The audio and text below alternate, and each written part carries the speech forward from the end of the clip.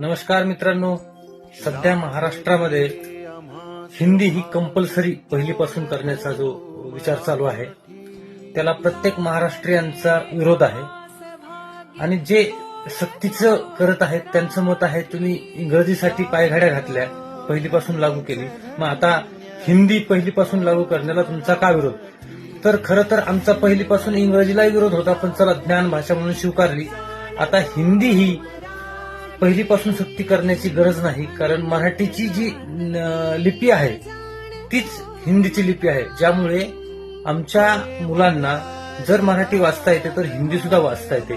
त्यामुळं किमान महाराष्ट्रात तरी हिंदी सक्तीची वाटत नाही किंवा गरजेची वाटत नाही. इतर राज्याचं ठीक आहे, त्यांची लिपी आणि हिंदीची लिपी ही वेगळी आहे.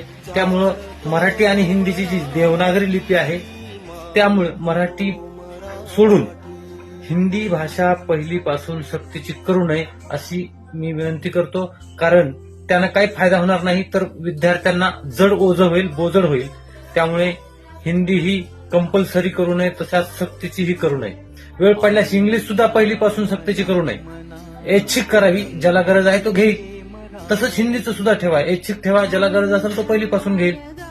कंपल्सरी नको, ऐच्छिक ठेवा.